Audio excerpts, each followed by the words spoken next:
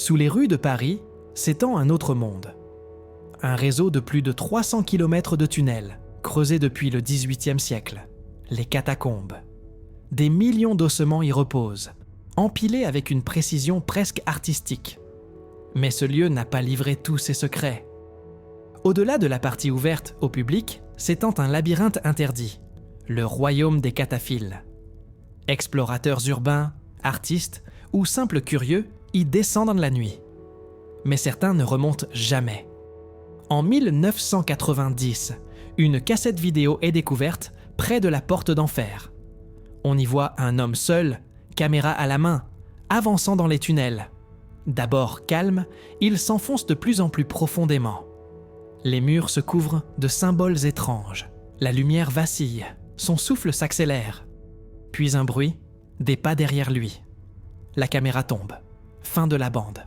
L'homme n'a jamais été identifié. Aucune preuve de trucage. L'endroit filmé existe bien, mais personne n'a pu le retrouver. Depuis, les cataphiles appellent cette section la zone interdite. Certains parlent de salles murées depuis des siècles, d'anciennes cérémonies, de phénomènes étranges, montres arrêtées, batteries vidées, voix captées sans source. D'autres jurent avoir entendu leurs propres pas leur répondre.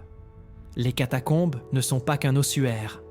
C'est une mémoire vivante de la ville, traversée de traces humaines et de mystères. Et sous les pavés de Paris, le silence a parfois quelque chose de conscient. Personne ne sait combien de galeries restent inexplorées. Peut-être des sanctuaires oubliés, peut-être rien. Mais ceux qui s'y sont aventurés racontent tous la même chose. Au bout d'un moment, la pierre semble respirer. Alors, la prochaine fois que tu marches seul dans Paris la nuit, souviens-toi, sous tes pieds, les morts dorment encore. Et certains ne dorment pas toujours en paix. Abonne-toi pour découvrir d'autres lieux réels, où l'histoire et le mystère se rejoignent dans l'obscurité.